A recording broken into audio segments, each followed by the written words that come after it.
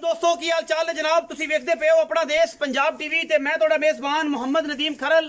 सब तो पहले अपने चैनल को करना है सबसक्राइब ते बेल आइकन ते क्लिक करना है एक अच्छी ते बेहतरीन वीडियो का नोटिफिकेशन हमेशा इस तरह वीरों ने मिलता रहे। वीर वेखते रहन अल्लाह के खास फजल दे नाल लेके हाजिर है जनाब एक नीली का बेहतरीन और नायाब दूजन जनाब झोटी है और प्योर नीली दी सफेद चिट्टी अख मान की सिर कतरी कतरी मत्थे ते हल्की जी फुल्ली नाज फीनी वलैत लम्मी धौन खूबसूरत जनाब तोहफा वीरां दी नज़र लेने देने वीरां ने मुकद्दर होंदे ने और इंशाल्लाह चीज़ां नायाब और प्योर नीली दियां वीरां वास्ते हमेशा लैके हाज़र होना अल्लाह दे खास फजल नाल।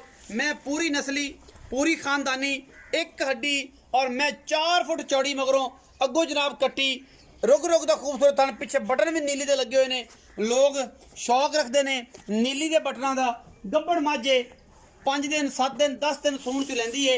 मालिक की जुबानी सुनांगे कच वर्गा पूरा जिसम है ये जनाब झोटी का प्योर नीली का दाना है। अल्लाह के खास फजल नाल इहदे विच कोई दो राय नहीं और इंशाल्लाह कद बुत ते बाडी झोटी की इन्नी है कि थन एडा पावर वाला और पूरिया वंडा ते गिट गिट पशम लई फिरदी है और माशाल्लाह पूरा तोहफा है प्योर नीली का।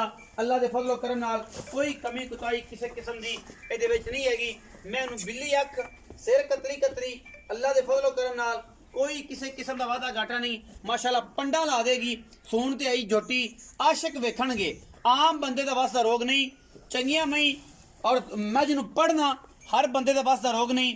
यह झोटी इंशाल्लाह जेड़ा बंदा पढ़ गया जेड़ा बंदा इनू पा गया इंशाल्लाह वक्खी झोटी नू आई है। पिछों 4 फुट है पिछों पंड दी है अगों कट्टी है पशम गिठ गिठ है खास जनाब नीली दी ये दूजन झोटी और बिल्कुल जनाब 10-12 दिन 5 दिन 7 दिन 8 दिन लै जाएगी इंशाल्लाह। मालकां दी गारंटी पिछों लांगे किन्ने दिन कट दी है।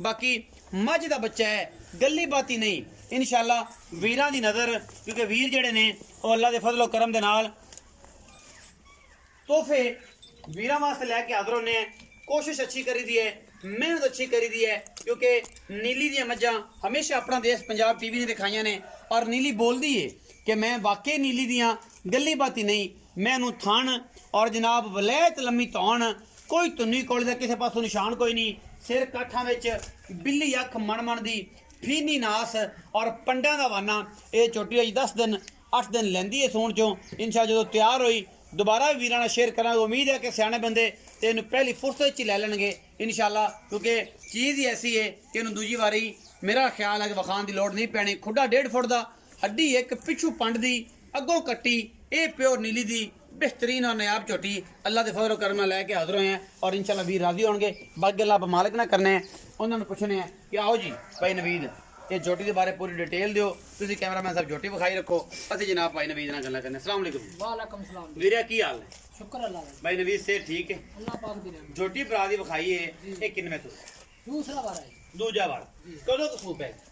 देखो जी 7-8 जड़े कर देंगे अल्लाह। मालका ने की दस्या मालक ते आने सी भी 20 तरीक ਨੂੰ ਦੇ ਪੂਰੀ 20 ਨੂੰ ਪੂਰਾ ਹਾਂਜੀ ਉਸ ਤੋਂ ਬਾਅਦ 2-4 ਦਿਨ ਤੇ ਛਾਂ ਦੀ ਘੱਟ ਕੱਲ ਲੈ ਜਾਂਦੇ ਨੇ ਲੈ ਜਾਂਦਾ। ਅੱਛਾ 20 ਨੂੰ ਤਰੀਕ ਦੇ ਦਿਨ ਪੂਰੇ ਨਾਲ 14 ਹੋ ਹਾਂਜੀ। 5-6 ਦਿਨ ਲੈ ਜਾਏਗੀ। ਹਾਂਜੀ। ਅੱਛਾ ਮੁਨਾਸਬ ਜਿਹਾ ਮੁਹੱਬਤ ਕਰ ਵਾਲਾ ਐ ਨਾ ਮੁਨਾਸਬ ਯਾਰ ਮਾਈ ਤੇ ਕਰਦੀ ਹੈ ਵੀ 6 ਲੱਖ ਬਾਕੀ ਇਹ ਗੱਲ ਹੈ ਮਾਈ ਤੇ ਕੋਈ ਕਮੀ ਕਤਾਈ ਤੁੰਨੀ ਕੋੜੀ ਮਾਈ ਦੀ ਹੱਡੀ ਕਿਸੇ ਇੱਕ ਪਾਸੋਂ।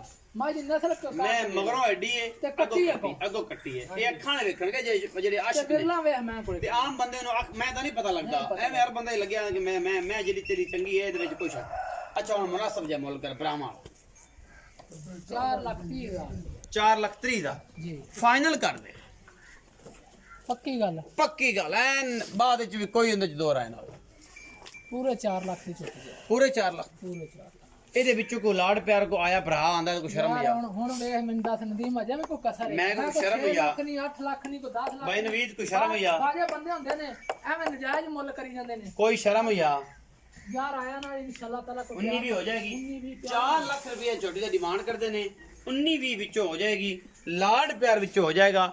ਵੀਡੀਓ अच्छी लगे वीडियो ਨੂੰ ਲਾਈਕ ਸ਼ੇਅਰ ਤੇ ਕਮੈਂਟ ਜ਼ਰੂਰ ਕਰਨਾ और अपनी राय ਨਾਲ ਜ਼ਰੂਰ आगाह करना है। पाकिस्तान जिंदाबाद पाक आर्मी हमेशा।